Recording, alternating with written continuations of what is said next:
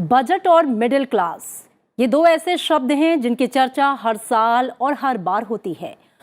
Budget 2023 से पहले सबसे ज्यादा मांग इस बात की थी कि इस बार इस क्लास को वित्त मंत्री को खुश करना चाहिए, और वित्त मंत्री ने कुछ हद तक ऐसा किया भी।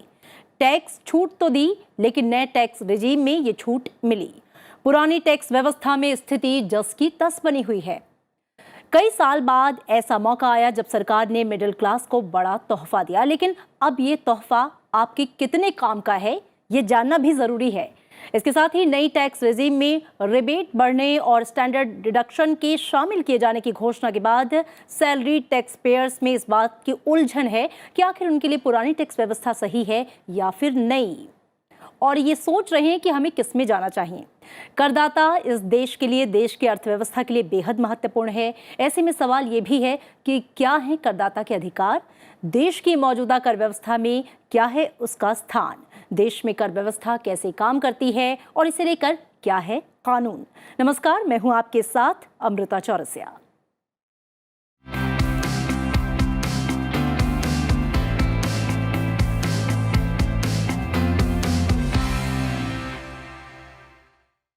तो आपका कानून के इस एपिसोड में आज हम बात करेंगे देश की कर व्यवस्था क्या है, ये पूरी प्रणाली और आपके अधिकार क्या हैं। साथ ही बात होगी नई और पुरानी टैक्स व्यवस्था में उसके अंतर को लेकर, उसमें आए बदलावों को लेकर। आयकर में हुए 5 बड़े बदलाव हम आपको बताएंगे विस्तार से। करदाता के हित में जारी टैक्स पेयर्स चार्टर्ड क्या है, इसकी देंगे जानकारी। इसके तहत नियम क्या है और क्या कहता है इनकम टैक्स एक्ट 1961। आपको बता दें कि सरकार ने कर सुधारों की दिशा में महत्वपूर्ण कदम उठाते हुए करदाता चार्टर लागू किया है। ये चार्टर विभाग के अधिकारियों के कर्तव्यों के साथ करदाताओं के अधिकारों को स्पष्ट करता है। तो आइए चर्चा की शुरुआत करते हैं। मेरे साथ 3 बेहद खास मेहमान मौजूद हैं। इस मुद्दे पर चर्चा करने के लिए स्टूडियो में मेरे साथ मौजूद हैं के शर्मा, वरिष्ठ अधिवक्ता हैं, पूर्व डीजी हैं इनकम टैक्स विभाग। सर, बहुत स्वागत है आपका संसद टीवी में। साथ ही मेरे साथ सुनील गर्ग हैं, आप चार्टर्ड अकाउंटेंट हैं, जाने माने टैक्स पे आपकी पैनी निगाह रहती है, उससे संबंधित जानकारी आज हम आपके माध्यम से जानेंगे। और इसके साथ ही जूम से यानी कि ऑनलाइन हमारे साथ जुड़े हैं सुमीत मेहता, आप टैक्स एक्सपर्ट हैं, चार्टर्ड अकाउंटेंट भी हैं। स्वागत है आपका सुमीत जी। तो आइए चर्चा की शुरुआत करते हैं, लेकिन उससे पहले अपने दर्शकों को बता दें कि आप भी अपने सवाल हमसे पूछिए। जानिए कैसे मिलेगा आपको आपका हक, आपका अधिकार, कैसे करेंगे आप अपने अधिकारों की रक्षा। देश के जाने माने वकील और एक्सपर्ट देंगे आपके सवालों का जवाब। आपको हमें मेल करना है। हमारी मेल आईडी है आपका kanun.sansodtv@gmail.com। तो आइए चर्चा की शुरुआत करते हैं और सबसे पहला सवाल के शर्मा जी मैं आपसे करना चाहूंगी। जब हम बात करते हैं देश की टैक्स व्यवस्था की, एक ऐसा शब्द कह लीजिए जिससे हर कोई कहीं ना कहीं डरता है कि टैक्सेशन और टैक्स को लेकर लोग कई बार आनाकानी भी करते हैं, जी चुराते हैं। बहुत से लोग चाहते हैं कि कम से कम टैक्स देना पड़े, लेकिन हम जानते हैं कि कितना महत्वपूर्ण योगदान है करदाता का देश की अर्थव्यवस्था में, उसके विकास में। जो देश में मौजूदा टैक्सेशन प्रणाली है, हम चाहेंगे हमारे दर्शकों को आप बताइए। अमृता जी, ऐसा है कि अगर हम भारत के टैक्स कानून की बात करें तो शुरुआत करते हैं जो इनकम टैक्स का आयकर विभाग का जो लोगो है, उस लोगो में नीचे लिखा हुआ कॉस्ट मूलोदंडा। उसका मतलब है कि treasury is the backbone of administration.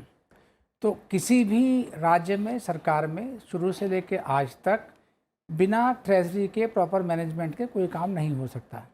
और जब ट्रेजरी मैनेजमेंट की बात करते हैं, ट्रेजरी में इनपुट और आउटपुट की बात होती है। इनपुट टैक्स से ही आता है। तो ये पहले से हमारे पास जो हमारी संस्कृति बड़ी पुरानी है, तो चाणक्य जी का अर्थशास्त्र जो था उसमें उन्होंने शुरुआत में इसको लिखा है। उन्होंने कहा है कि कोई भी state can not run without proper taxes जी। उसमें उन्होंने इतना डिटेल उन्होंने इसका वर्णन किया है। और जो कहा है, उन्होंने कहा है कि टैक्सेस को जैसे शहद की मधुमक्खी लेती है फूल से, उसमें से थोड़ा सा शहद लेती है पर फूल को डैमेज नहीं करती, तो टैक्स लेने के लिए भी जो राज्य है, सोवरेन है, उसको इस तरीके से लेना चाहिए कि प्रजा प्रसन्न रहे और कम लिया जाए। उसी तरीके से उसने तुलना की है कि जो राइप फ्रूट्स होते हैं उसको जो गार्डनर लेता है उस तरीके से लिया जाए। और सो मच सो उस जमाने में उन्होंने सोचा था कि जो कैलेमिटीज़ होती हैं, जब जो टैक्स पेइंग पब्लिक है उसको डिस्ट्रेस होता है, तो उस टाइम पे कैसे उसमें रिलीफ दिया जाए, वो आज भी सरकारें उसको करती रही हैं। और न केवल डायरेक्ट टैक्सेस, उसमें इनडायरेक्ट टैक्स का चर्चा है, और उसमें जो उस टाइम कहा गया 4 से लेकर के 20% तक उसने कहा कस्टम ड्यूटी होनी चाहिए।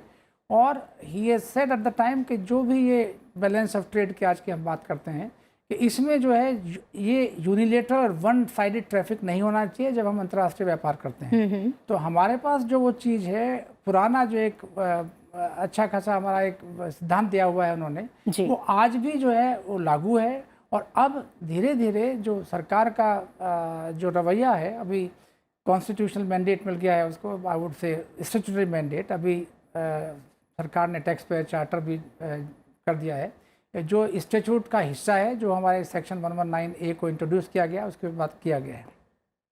उसमें जो एक बहुत ही सैद्धांतिक और एकदम मूलभूत चेंज किया गया वो ये है, और बड़ा इंटरेस्टिंग है क्योंकि हमने 25 साल वहाँ पे गुजारे, तो ये सुनते हुए हमारा टाइम निकल गया कि टैक्स पेयर को एक चोर ना समझा जाए। Tax payer by default is honest, और वो चीज़ें इनकम टैक्स की जो आज की प्रक्रिया है उसमें 98 to 99% केसेस को देखा नहीं जाता है जी। तो ये मान लिया गया है कि टैक्स पेयर ऑनेस्ट है। और दूसरी तरफ जो चार्टर है उसमें उनकी भी कुछ ड्यूटीज़ बताई गई हैं। आपका मुद्दा है कि क्या अधिकार हैं और क्या उनके जो हैं कर्तव्य हैं। तो कर्तव्य में कहा गया है कि वो भी टैक्स पेयर ऑनेस्ट तरीके से कंप्लायंस करें जी। तो जो हमारी व्यवस्था है, अगर हम चलें कि चाणक्य से लेकर के आज तक, वो एक सही दिशा में चल रही है। और अब जो है ये प्रयास करा जा रहा है इंटरनली, अगर डिपार्टमेंट की ट्रेनिंग्स को देखें उनमें एम्फेसिस दिया जा रहा है कि पुरानी मेंटलिटी को छोड़ करके आप ये मान के चलें कि एवरेज करदाता ऑनेस्ट और ईमानदार है। और उसी के देखते हुए अब उन्होंने अपनी जो इस बार भी बजट आया है उसमें कोशिश करी है कि जो हमारे पास टैलेंट है, यूथ है, जो स्टार्टअप्स कर रहे हैं, उनके लिए काफ़ी सारे उन्होंने उनको कंसेशंस दिए हैं जी। अदर देन जो इंडिविजुअल टैक्स लिमिट को बढ़ाया है। और बहुत सी पुरानी एक डिमांड रहती थी कि हमारे जो टैक्स हैं वो बड़े कठिन हैं जी। और अगर ऐसा है तो उसकी सिंप्लीफिकेशन की बहुत पुरानी डिमांड है। पहले स्लैब्स होते थे, आपको 80C में डिडक्शन मिलता है, 80D में मिलता है, उसको लोग कहते थे बड़ा मुश्किल होता है, हमको कर एक्सपर्ट के पास जाना पड़ता है। तो अब जो है जो नई कर व्यवस्था है जिसमें उन्होंने कहा कि ठीक है आपके पास एक बेसिक लिमिट है, उसके बाद टैक्स जमा करिए और भूल जाइए। तो उसमें भी सुधार इस बार जो किया है, उन्होंने कहा है कि स्टैंडर्ड डिडक्शन जो सैलरीड क्लास को पहले मिलता था अब नहीं मिलता, उसको इंट्रोड्यूस करके उसको थोड़ा सा और लुभावना बनाने का प्रयास किया गया है जी। बट काफ़ी लोगों की आज भी ये शिकायत है कि देखिए जिस कंट्री में पर्सनल सेविंग्स ही आपकी मेन सपोर्ट हैं, वहाँ पर उनको कुछ ना कुछ इंसेंटिव दिया जाना चाहिए। तो वो लोग पर्सनल सेविंग्स में करके वो इंश्योरेंस प्रीमियम लें या उनके डिडक्शन लेना चाहें तो वो उनको अपनी कैलकुलेशन उस हिसाब से करनी होगी। इस तरह के बहुत सारे सवाल हैं जो लोगों के जहन में है, जिसका जिक्र के शर्मा जी आप कर रहे थे, और इसलिए हम चर्चा में सुनील गर्ग जी आपको शामिल करना चाहेंगे। हमने कर व्यवस्था की बात की, प्रणाली की और टैक्स पेयर्स के अधिकारों की बात की, लेकिन यहाँ पर जो अभी बजट में जो न्यू टैक्स रिजीम में जो बदलाव किए गए उसे लेकर एक जो आम करदाता है वो थोड़ा सा कन्फ्यूज़ है। उसे लग रहा है कि अगर मैं इधर से बचाऊँ तो उधर से जाता हूँ, और कई बार उसे लग रहा है कि मेरा मुनाफा किधर है और नुकसान किधर है। सबसे पहले मैं चाहूंगी नई और पुरानी टैक्स व्यवस्था में जो अंतर है उसे आप क्लियर कर दीजिए साधारण शब्दों में। देखिए अमृता जी, जब माननीय वित्त मंत्री जी 2020 के बजट में पहली बार ये नए रिजीम लेके आई थी तो तब कहा था कि इस पर 78,000 का फ़ायदा होगा जी। लेकिन लोगों को अट्रैक्ट नहीं कर पाई वो स्कीम। और हमने तब भी कहा था कि क्योंकि लोग अपनी जो सेविंग्स कर रहे हैं, जैसे शर्मा जी ने जिक्र किया कि सेविंग्स जो करते हैं, जो ATC में आप छूट क्लेम करते हैं, उसके दो पर्पज है, आप छूट भी क्लेम कर रहे हैं और सेविंग्स भी कर रहे हैं, अपने बुरे वक्त के लिए बचा रहे हैं, या मेडिक्लेम है या PF कंट्रीब्यूशंस हैं, ये एक मैंडेटरी है। अगर आपने हाउसिंग लोन ले रखा है तो उसकी प्लानिंग हमने 20 साल के लिए रखी है, हाउसिंग लोन 15 से 20 साल के लिए होते हैं। तो आप ये देखिए कि अब उस स्कीम को और अट्रैक्टिव बनाया है सरकार ने, क्योंकि 7.5 करोड़ रिटर्न जो फाइल हुई उसमें से 5 लाख से भी कम लोगों ने उस नई स्कीम को चुना था जी। तो माननीय वित्त मंत्री जी इसमें नई स्कीम लेके आई हैं। अब चेंज क्या कर दिया? चेंज ये कर दिया, पहली बात तो इसको ज़्यादा अट्रैक्टिव बनाने के लिए एक तो स्टैंडर्ड डिडक्शन की वापसी हो गई सैलरीड एम्प्लॉयज़ के लिए, और वो जायज़ बात भी है क्योंकि सैलरीड एम्प्लॉयज़ को जाने में, आने में, ऑफिस जाने में आपने कन्वेंस अलाउंस भी खत्म कर दिया था, तो जो बेसिक खर्चा है एक तरह से आप उसको कंपनसेट कर रहे हैं। बिल्कुल। लेकिन समस्या क्या है इसमें कि अभी भी जो टैक्स का स्ट्रक्चर है, हम कहते हैं कि हम सिंप्लीफाई कर रहे हैं, लेकिन इतना सिंप्लीफाई करना आसान काम नहीं है। रीजन बीइंग दैट अभी भी लोग कंफ्यूज हैं, और जो कैलकुलेशन समझ में आ रही है, सामने आ रही है, वहां पर लोगों को कहीं फायदे की जगह नुकसान होता भी नजर आ रहा है टैक्स रिजीम में। मैं आपको एग्जांपल देता हूं।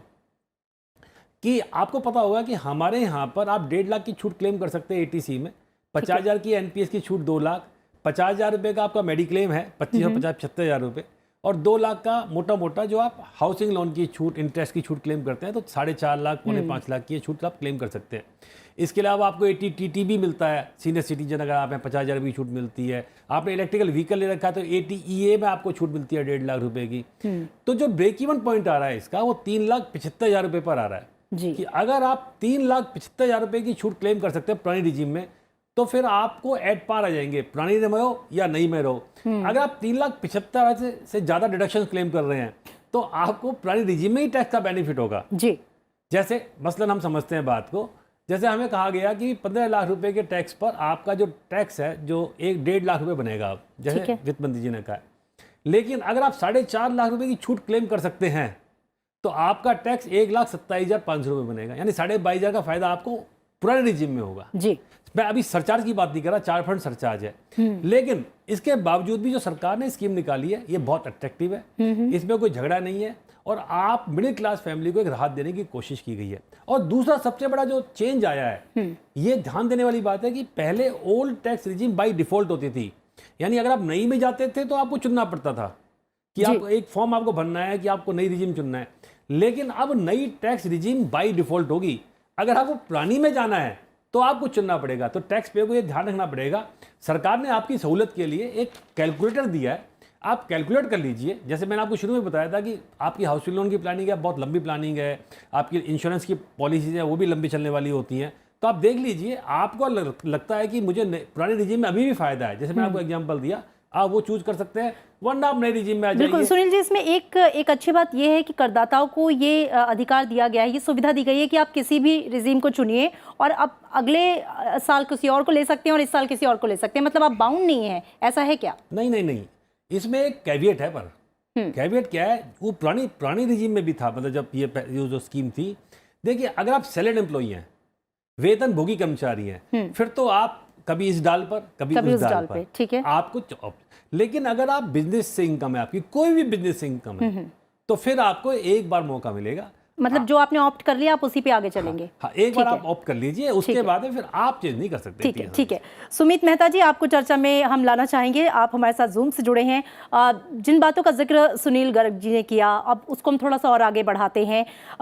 इस नई रिजीम में जिन चीज़ों का ऐलान किया गया, खासकर आयकर में हुए जो 5 बड़े बदलाव हैं, मैं चाहूँगी आप उसको फोकस करें, और ये बदलाव करदाता के कितने हित में है, उनके कितने पक्ष में है?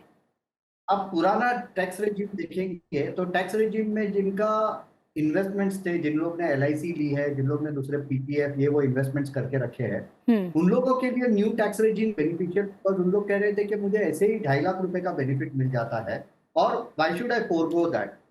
और प्लस ये लिमिट सेम रहती थी दोनों के लिए 5 लाख रुपए की 87E में। ये बजट में वित्त मंत्री जी ने थोड़े स्लैब 6 में से 5 स्लैब पे कर दिया है, लेकिन सबसे बड़ा जो बदलाव किया है उन्होंने वो है कि जो न्यू टैक्स रेजिम में जाता है उसके लिए 87A का जो बेनिफिट है वो 12,500 के बदले 25,000 तक ले गया। इसमें बेनिफिट ये है कि अगर मेरी इनकम 7 लाख रुपए है और 7 लाख रुपए पे मेरा टैक्स बैठेगा 25,000 रुपया as per the new tax regime, and after the amendment in 87A मुझे वो पूरा 25,000 का रिबेट मिल जाता है। सो दैट मंत्री चाहते हैं कि जो मिडिल क्लास है जिसकी इनकम 7 लाख तक है, they should migrate from the old tax regime to the new tax. चूंकि सरकार भी चाहती है कि लोग स्विच करें नई की तरफ, लेकिन आपने भी बहुत सारे इफ एंड बट्स उसमें गिनाए कि भाई करदाता तो ये देखेगा, कैलकुलेशन करेगा कि उसका फ़ायदा किस में है। तो ऐसे में ये भी समझना महत्वपूर्ण हो जाता है कि कैलकुलेशन करदाता किस तरीके से करेगा कि वो एग्जैक्ट वही रिजीम चुने जो उसके लिए सही है। लोग इसे लेकर भी कंफ्यूज हैं। जैसे मैंने आपको एक सिंपल फार्मूला दिया कि 3,75,000 3,75,000 पर आप ब्रेक इवन कर रहे हैं। हाँ। अगर आपकी डिडक्शन 3,75,000 रुपये से ज़्यादा है तो फिर आपको पुरानी रिजीम में फ़ायदा है, वरना आप नई रिजीम में आ जाइए। देखिए, सरकार का प्रयास क्या है, लोग ये भी कह रहे हैं कि क्या सरकार चाहती है सेविंग्स ना करें हम, ऐसा नहीं है। वित्त मंत्री जी का प्रयास बड़ा साफ है, वो कहती हैं कि आप फोर्स्ड इन्वेस्टमेंट ना करें, कि आपको टैक्स बचाने के लिए इन्वेस्टमेंट करनी ये ना हो, मजबूरी में ना करें। मजबूरी में ना करें। होता क्या है, कुछ हमारे जो एम्प्लॉइज हैं अब वो फरवरी में इतनी उनका इन्वेस्टमेंट करनी पड़ती है कि टेक होम सैलरी जीरो हो जाती है उनकी बेचारों की, वो सैलरी ले नहीं पाते क्योंकि उन्हें लगता है कि हमने डिक्लेरेशन दे रखी है अपने एम्प्लॉयर को, तो हमें ये सारी सेविंग्स तो करनी पड़ेंगी। तो वो कहते हैं कि जब आप at the start of the career है, जहाँ आपको आपकी दूसरी नीड्स हैं, तो आप अपनी सेविंग्स को मिडिल एज में भी शुरू कर सकते हैं। तो और सेकेंडली अब इस स्कीम को इतना अट्रैक्टिव बना दिया गया है, जैसे मैंने बताया था कि ऑलमोस्ट एट पार वाली बात आ गई है, तो अब ज़्यादा से ज़्यादा लोग, और जैसे सीबीडीटी ने भी कहा है कि लगभग 50% लोग, उनको उम्मीद है कि 50% आप स्विच ओवर कर जाएंगे नई स्कीम में। और अमृता, एक प्रयास जो सरकार कर रही है वो ये कर रही है कि हम इसको सिंप्लीफाई करते चले जाएं। देखिए, आपको पता होगा कॉर्पोरेट टैक्स में एक सिंप्लीफाइड रिजीम आया 22% का। इस बार कोऑपरेटिव सोसाइटी, मतलब बड़ा अच्छा मूवमेंट है, कोऑपरेटिव सोसाइटीज के लिए दे दिया कि आप नई कोऑपरेटिव सोसाइटी जो मैन्युफैक्चरिंग करेगी उसको बड़ा अट्रैक्टिव रेट दे दिया 15% का। ऐसी ही नई मैन्युफैक्चरिंग इंडस्ट्री के लिए सेक्शन लेके आए थे एक 15% का। तो सरकार का प्रयास हर उस पर है, एक तो कि हम इनफॉर्मल इकोनॉमी, जो हमारे यहाँ कहते हैं ना, एक पैरेलल इकोनॉमी है, एक कैश की इकोनॉमी है, उससे फॉर्मल इकोनॉमी की तरफ आए। और दूसरा, करदाता कर का जो भुगतान है वो सही जगह सही टाइम पे करे, सही तरीके से करे। और तीसरा, उसको ज़्यादा दिक्कतें ना हो, ज़्यादा उलझने ना हो। जी ठीक है। क्योंकि शर्मा जी, कुछ लोग ऐसा भी कह रहे हैं, मतलब इस तरह की चर्चाएं हैं कि हो सकता है आने वाले समय में जो पुरानी टैक्स रेजीम है उसे ख़त्म कर दिया जाए और ये नई वाली ही रखी जाए। क्या आपको ऐसा लगता है? ये कमेंट करना थोड़ा मुश्किल है, बट मेरे हिसाब से अगर ऐसा हो जाएगा तो हैरत की बात नहीं होगी। उसका कारण ये है कि उसके बारे में जब वो चलती थी, अभी बताया इन्होंने कि ये हर आदमी का तजुर्बा है कि जनवरी फरवरी में जाने के बाद इतना प्रेशर हो जाता था हर एक के ऊपर कि भाई टैक्स बचाना है, तो उसके लिए यहाँ इन्वेस्टमेंट करो, दुनिया भर के बॉन्ड्स चलते थे, तो एक अननेसेसरी स्ट्रेस था। और कारण ये था कि टैक्स बचाना है। और जब आपकी अगर आवश्यकताएं हैं तो आप जो भी उसको मार्केट में खर्च करेंगे तो इकोनॉमी में ही जाएगी वो। बिल्कुल। और आपको अपना जीवन को डिसाइड करने का पूरा अधिकार है। आप सेविंग आज करें या कल करें या 10 साल बाद करें या 10 साल पहले करें। हो सकता है कि अभी आपको जो है जो भी खर्चे करने पड़ते हैं, आपका जो जीवन के खर्चे वो ज़्यादा हों, उसके बाद जब आपको 6 साल बाद आपकी सैलरी बढ़ जाएगी तो आप जब सेविंग करना चाहें, तो ये अगर धीरे धीरे करके उसको ख़त्म हो जाए तो मुझको बहुत ज़्यादा इसमें आश्चर्य नहीं होगा। के शर्मा जी, जैसा कि आप कह रहे थे कि क्या सरकार ऐसा चाहती है या सरकार की ऐसी मंशा है कि जो लोग हैं, जो जनता है, वो पैसे बचाए नहीं, पैसे बचाने के बारे में ना सोचे, पैसे कमाने और उसे खर्च करने के बारे में सोचे?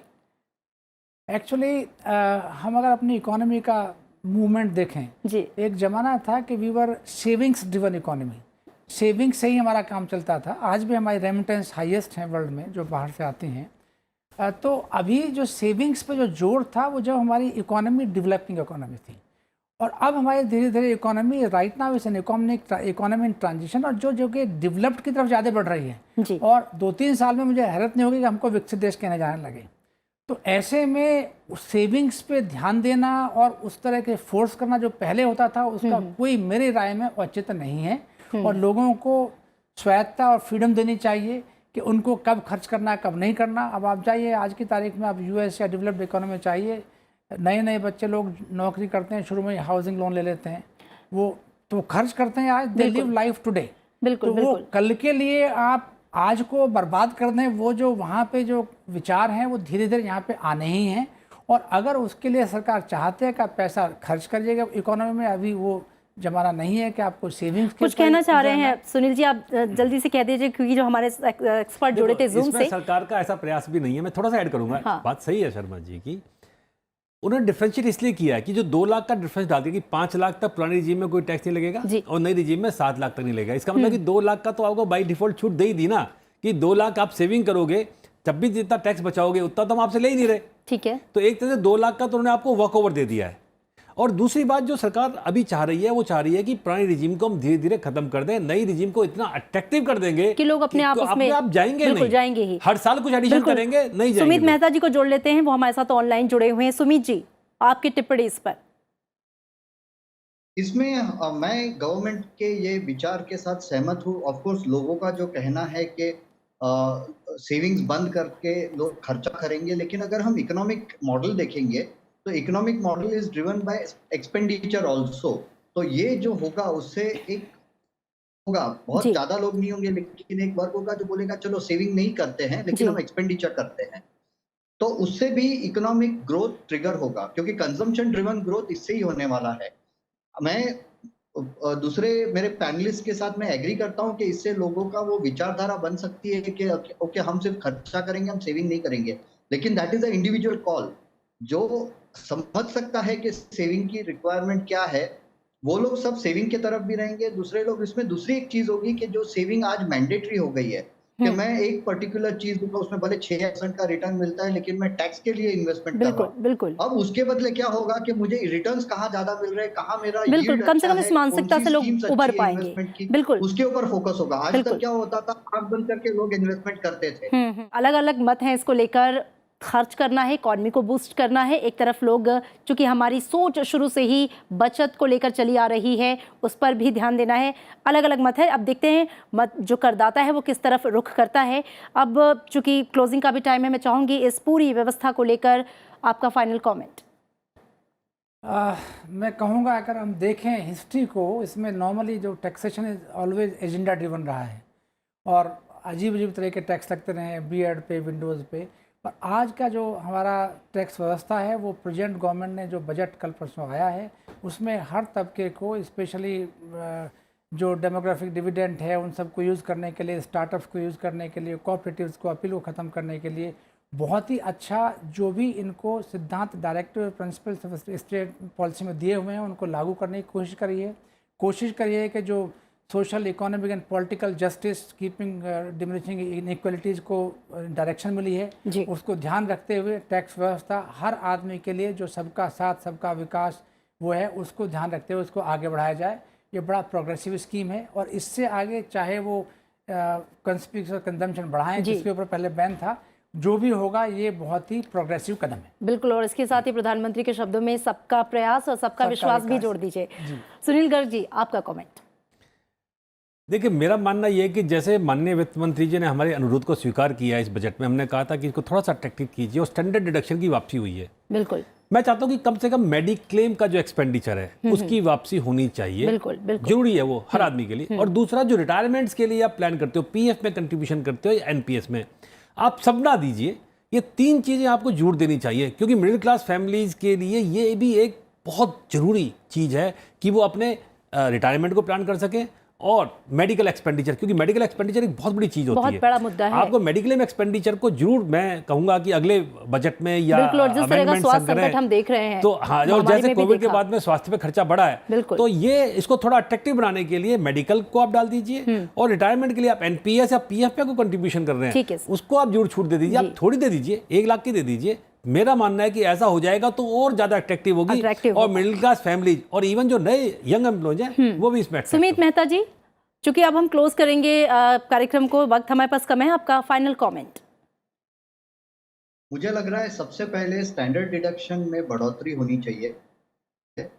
आज के तारीख में जो खर्चा होता है, as a businessman I don't feel it, लेकिन जो एक सैलरीड क्लास है उसको स्टैंडर्ड डिडक्शन की जरूरत है, तो वो एक बढ़ोतरी होनी चाहिए। दूसरी चीज के इन्वेस्टमेंट के कुछ जो प्रायोरिटी एवेन्यूज है, जैसे जिसका आगे चल के सोशल सिक्योरिटी इम्प्लीकेशंस अपने इकोनॉमी पे ना आए, वहां हम लोगों ने कुछ प्लान करना चाहिए। हाउएवर अगर वो करेंगे तो again we are defeating the premise of new tax regime. तो फाइनेंस मिनिस्टर ने सोचना पड़ेगा कि आगे वो कैसे दोनों के बीच में बैलेंस बना पाए। जी, बहुत शुक्रिया आप तीनों खास मेहमानों का इस पूरी जो कर व्यवस्था है उस पर चर्चा करने के लिए और हमारे दर्शकों को समझाने के लिए कि कितना महत्वपूर्ण होता है आपका स्थान, एक करदाता का स्थान देश की अर्थव्यवस्था में, उसके विकास में, इकॉनमी को बूस्ट करने में। और जो फ़ायदे आपको गिनाए जाते हैं, अब जो नई रिजीम भी आई उसमें जो आपको लाभ मिलेगा, हालांकि फैसला आपको करना है कि किस रिजीम पे आपको टिकना है, लेकिन कुल मिला के उद्देश्य यही है कि देश तरक्की करे, अर्थव्यवस्था तरक्की करे। फिलहाल आज आपका कानून के इस एपिसोड में इतना ही। दीजिए इजाजत, देखते रहिए संसद टीवी। नमस्कार।